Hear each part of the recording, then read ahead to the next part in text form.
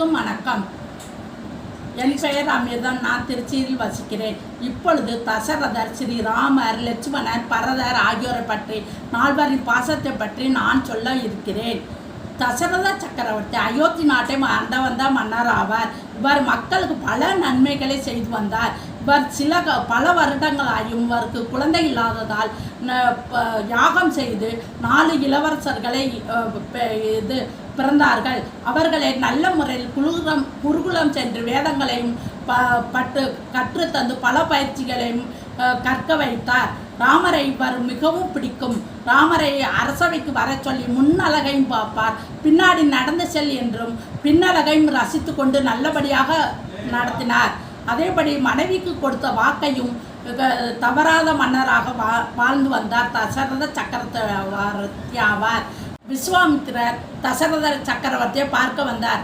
அப்பொழுது உலக அமெரிக்கா வேள்வி நடத்த இருக்கிறார். அரக்கர்களை கொல்ல இடையூறாக இருக்கிறார்கள். அவர்களை கொல்ல ராமபிரானை அனுப்புமாறு விஸ்வாமித்திரர் கேட்டார். அதற்கு தசரதர் சிறிது தயக்கம் கொண்டார். அப்பொழுது பிறகு விஸ்வாமித்திரோட ராமர் லட்சுமணனை அனுப்பி வைத்து, இனிமேல் ராமபிரானுக்கும் லட்சுமணருக்கும் நீங்கள் தான் தாய் தந்தை இருவரையும் பார்த்து கொள்ளுங்கள் அப்படின்னு சொல்லிட்டு தசரத சக்கரவர்த்தி விஸ்வாமித்திரிடம் ஒப்படைத்து விட்டார். ஸ்ரீராமபிரானும் தன் தந்தை சொல் மிக்க மந்திரமே என்று சொல்லி விஸ்வாமித்திரருடன் காட்டுக்கு சென்று அரக்கி தாடகையை வீழ்த்தினார். பின் கல்லாக இருந்த பெண்ணை அகலிகையை மீட்டார். தன்னுடைய திருவடியை கல்லை பெண்ணாக்கிய திருவடியின் அருளால் ராமபிரான் போற்றப்பட்டார்.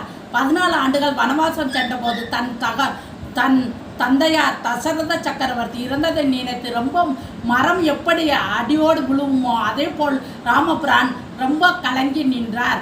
அப்பா ராமா, நானே இருக்கிறேன் அப்பா, ஏன் நீங்கள் அதுக்குள்ளே இறந்தீர்கள் என்று ரொம்பவும் மிகவும் துயரத்தில் ஆழ்ந்தார். இவர் வனவாசம் செல்லும்போது மக்கள் எல்லாம் ரொம்ப அழுதல. அப்பொழுது சொன்னார், நான் வருகிறேன், என் தம்பி தான் பரதன் ஆட்சி செய்வார், அவன் நல்லவன் என்று சொன்னார். லட்சுமணனை எடுத்துக்கொண்டால் ஆதிசேஷனாகிய லட்சுமணன் நல்ல முறையில் இருந்தார். தன் தாயின் சொற்படி ராமபிரானுக்கு தொண்டனாக பணியாற்றினார். பலா அதிபலா என்ற இதிகாசையை கற்று நல்ல முறையில் ராமபிரானுக்கு துணையாக நின்றார். சீதா பிராட்டை மீட்பதற்கும் இவர் உதவியாக நின்றார். அதன் பிறகு லட்சுமணர் ராவணனோடு போரிடும் போது ராமர் லட்சுமணர் இருவரும் மயக்கம் அடைந்தனர். அப்பொழுது அனுமான் சஞ்சீவி மலையை கொண்டு வந்து 2 பேரையும் காப்பாற்றினார். அப்பொழுதும் லட்சுமணனின் ராமர் பாசம் பாசம்தான் வெற்றி அடைந்தது.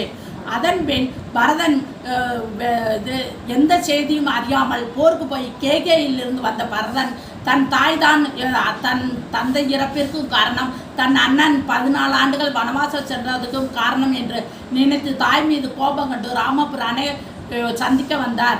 அப்பொழுது ராமர், அண்ணா தம்பி, நீதான் ஆள வேண்டும், நான் அப்பா சொல்படி கேட்பேன், அதனால் நீனே ஆளு அப்படின்னு சொல்லவும் பரதன் வந்து, உங்கள் காலணிகளை தாங்க அண்ணா, நான் அதை வைத்து நந்தி கிராமத்திலிருந்து அயோத்தி மக்களை பார்த்து கொள்கிறேன், நீங்கள் வரும் வரை நான் காத்திருக்கிறேன் என்று சொல்லி பாதணிகளை தலையில் சுமந்து கொண்டு அயோத்தியில் போய் ராமபிரானின் பாதணிகளை வைத்து ஆட்சி செய்தார்.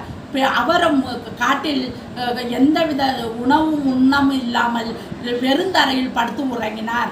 14 ஆண்டுகள் முடிந்தவுடன் லட்சுமண, ராமர், பரதன் எல்லோரும் அயோத்தி மக்களுக்கு வந்து ஆட்சி செய்தனர்.